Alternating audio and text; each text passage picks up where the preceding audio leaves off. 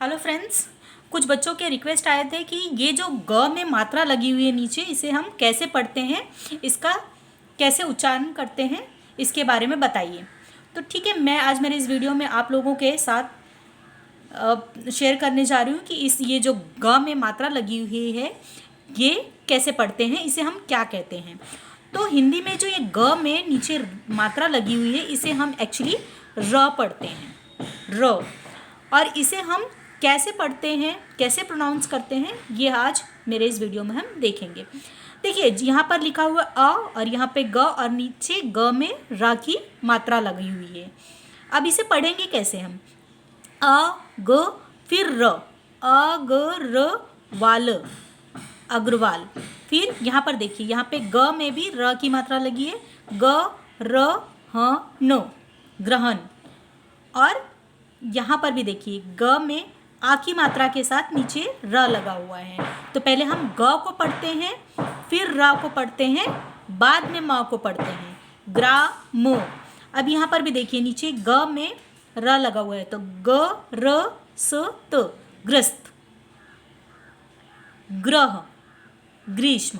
अभी देखिए पढ़ना तो हमें पता चल गया कि हम पहले अ पढ़ेंगे, फिर ग पढ़ेंगे, बाद में र पढ़ेंगे। तो जब आप हिंदी लिखने भी लगो ना तो आप प्रोनाउंस करके देखो। अभी देखो यहाँ पर जब आप लिख रहे हो अग्रवाल, तो अ लिखो, ग लिखा हमने, फिर ग के बाद सीधा र की मात्रा लगाओ, अ ग र, फिर वा पे आ की मात्रा वा, फिर ल।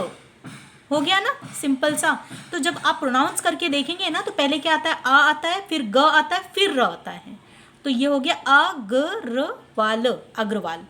ठीक है, इसी तरह से जब हम ग्राम लिखने जाएंगे तो पहले आप प्रोनाउंस करो, गा, गा बोला हमने, गा, फिर रा बोला तो रा की मात्रा लगा दिया, ग्रा, फिर म बोला तो सिर्फ म की मात्रा लग गई, बन गया ग्राम।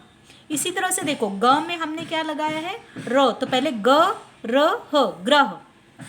तो लिखते टाइम हमें क्या बोलना है? पहले हम क्या लिखेंगे? ग, फिर लिखेंगे र और फिर लिखेंगे ह, तो बन गया ग्रह। इसी तरह से जब हम ग्रीष्म लिखने जाएंगे तो पहले गी, ग पे बड़ी की मात्रा गी, र श म, बन गया ग्रीष्म। तो कभी भी याद रखना है कि ये जो नीचे लाइन लगी है इसे हम क्या पढ़ते हैं? र। ये आधा र की मात्रा है। तो कभी भी जब हम पढ़ने लगेंगे तो पहले इसे पढ़ेंगे, फिर ग पढ़ेंगे, उसके बाद थर्ड में हम इसे रा को पढ़ेंगे। तो जब हम पढ़ते टाइम इस तरह से करते हैं तो जब हम लिखने भी लगेंगे तो हमें मात्राओं का ध्यान रहेगा कि पहले आ आया, फिर ग आया, फिर र आया, फिर वा, फिर ल, तो अग्रवाल हो गया। इसी तरह से बाकी जो भी हमारे शब्द हैं उसे हम आसानी से तैयार कर सकते हैं। तो जब भी हम कभी भी हिंदी लिखते हैं तो हमें उसको मात्राओं के साथ धीरे धीरे पढ़ना चाहिए, जिससे हमें लिखने में मिस्टेक्स ना हो। होप आपको ये मात्रा के बारे में पता चल गया है। अगर आपको कुछ भी डाउट है तो प्लीज़ मेरे वीडियो में जाके कमेंट कीजिए, मैं आपके डाउट्स को क्लियर करूँगी। अगर आपको वीडियोज़ मेरे पसंद आ रहे हैं तो please like, share and subscribe ज़रूर कीजिएगा। Thank you.